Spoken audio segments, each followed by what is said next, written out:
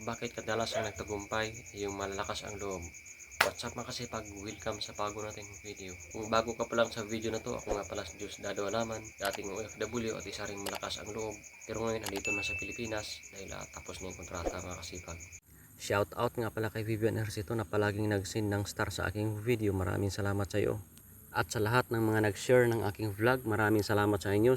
Unang-una sa aking uncle na si Franklin Alaman, kay Auntie Emily Turanyo, sa aking pinsan na si Sunflower Turanyo, at sa aking classmate na si Joel Salaveria. Maraming salamat sa inyo at sa lahat ng mga nag-share ng aking vlogs. At maraming salamat sa aking mga solid na supporters, followers, at lalong-lalo na sa lahat ng aking mga subscribers sa aking YouTube channel. Maraming salamat sa inyo. Dahil malaking tulong po sa akin yan sa katulad kong content creator. I love you all. Maraming salamat sa inyo. Napansin ko makasipag na yung kadalasang, kung napapansin mo makasipag, yung makadalasang nagtatagumpay sa buhay makasipag ay yung malalakas ang loob makasipag. Kasi mayroong binigay ang Diyos sa kanila na malakas ang loob na mag-take ng risk o subukan yung mga bagay-bagay na mga imposible. Pero doable naman o impossible naman. Dahil nasubukan ko na rin yan, yung pagiging lakas ng loob na pumunta sa ibang bansa kahit na ang hirap lumayo sa pamilya natin dito sa Pilipinas, pero sa lakas ng loob, nagawa kong pumunta sa ibang bansa para sa kinabukasan ng pamilya. Yun po yun makasipag. Yung advantage makasipag pag malakas ang loob makasipag. Kaya kung ikaw ay mahina ang loob makasipag, lakasan mo rin yung loob makasipag. Okay makasipag, bago ko ibabahagi makasipag yung aking kunting insight makasipag about sa advantage ka kung malakas ang loob mo, ibabahagi ko muna sa inyo makasipag yung aking kwento makasipag. Nung kabataan ko pa makasipag, madalas talaga mahinaan ako ng loob makasipag. Kahit sa dilim makasipag, mahina ang loob ko makasipag, gawa nga ng kwento ng mga aswang-aswang ganyan. Kahit 1 kilometro, 2 kilometro yung bahay namin makasipag, ako lang hindi ko malakad yung makasipag pag gabi na. Kasi nga ang loob ko mahina. Kaya ang mayroon sa akin noon ay ferrobanon. Yun po yun makasipag. Wala naman talagang, hindi naman totoo talaga makasipag yung mga kwento-kwento dyan makasipag paggabi. Hindi naman totoo yun makasipag dahil wala talaga akong nakikita makasipag. Kaya advantage ko makasipag pag malakas ang loob makasipag.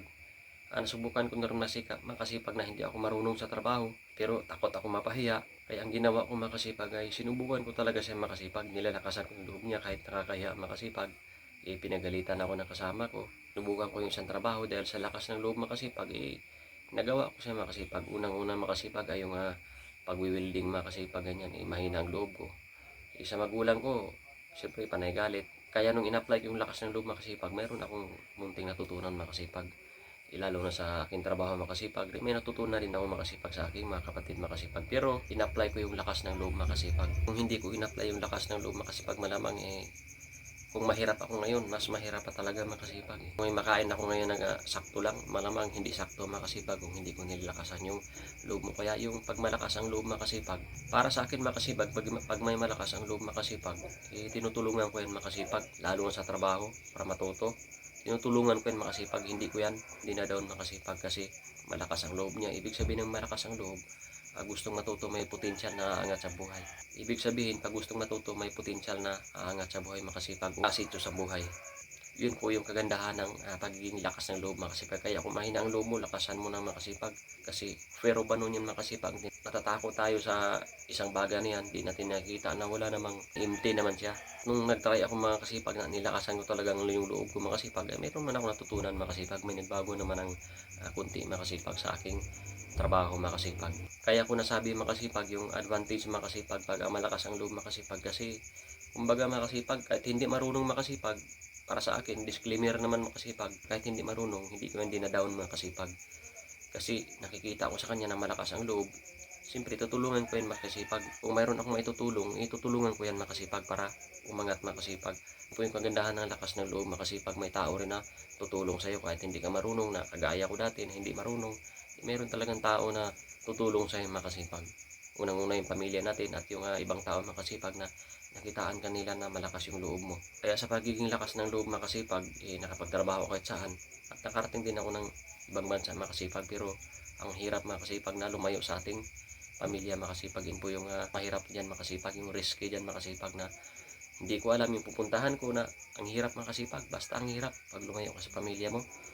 Kung ikaw man ay baguhan FW ngayon, dapat lakasan mo na ang loob mo kung mag-OFW ka, kasi ang hirap ng ibang bansa.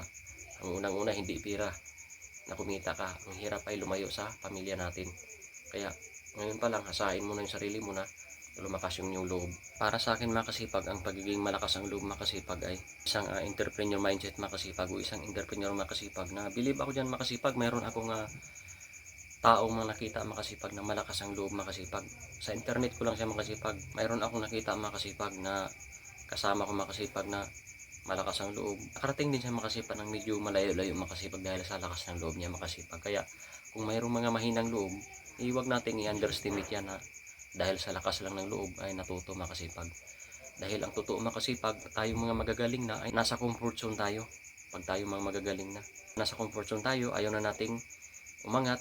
Yun po yun makasipag ang fortune na ibig sabihin makasipag. Naka-STD lang tayo sa isang bagay. Trabaho natin ngayon, ganun pa rin trabaho makasipag. Yun po yung fortune. Pero yung mga lalakas ang loob makasipag, yun po yung kadalasang umangat sa buhay, yung nagtatagumpay makasipag kasi nagre-risk sila makasipag. Napasukin yung isang bagay na imposible pero doable na. Kagaya ko ngayon makasipag na sinubukan ko na rin nilakasan yung loob ko ngayon makasipag na nagbablog ako makasipag. Pero ang hirap makasipag Ang hirap magagawa ng content makasipag sa totoo lang.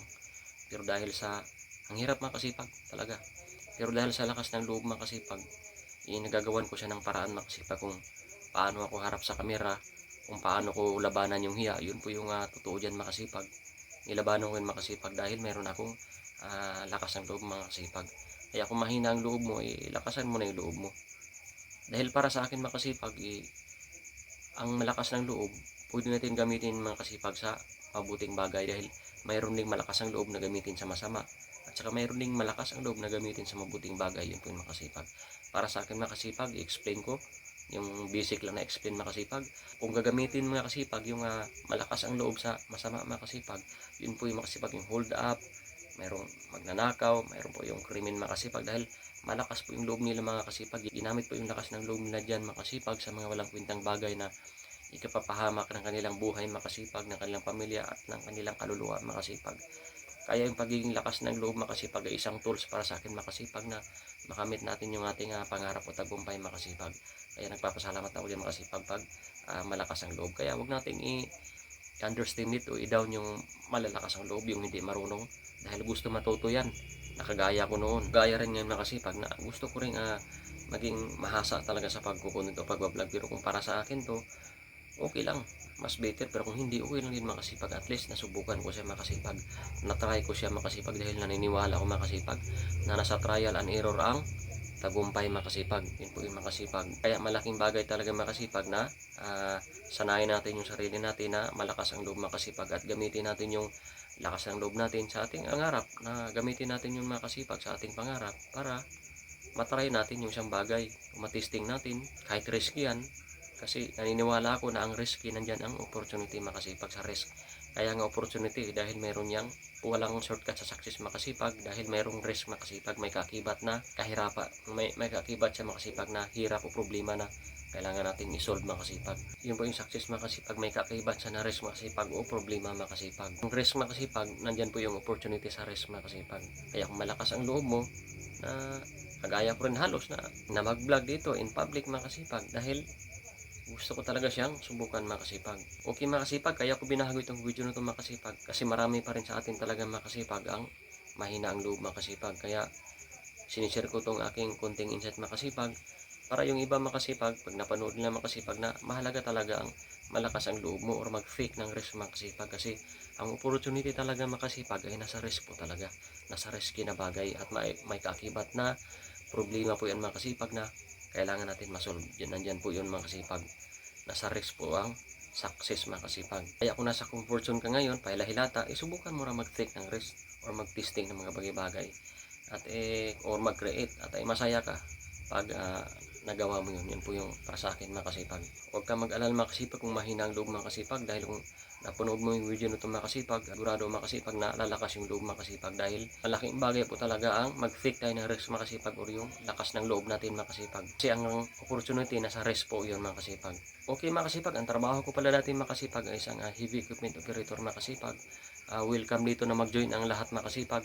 lalong-lalo na yung ating magagaling at mga veteran driver operator na mag-join sila makasipag, lalong-lalo na yung mga baguhan para matuto makasipag na nga kunting kaalaman o diskarte makasipag. Kasi magaan sa pakiramdaman na mayroon kang matulungan, yun para sa akin makasipag. Okay makasipag, kung nagustuhan mo yung video na ito makasipag, pwede mo akong i-like, comment, and share, subscribe to our YouTube channel para notify ka sa mga bago ko ng video ni upload. Okay makasipag, sabi ng Panginoon sa Lucas 10:16, ang mapagkatiwalaan sa maliit na bagay, mapagkatiwalaan din sa malaking bagay. Okay makasipag, see you my next vlog. I love you, bye!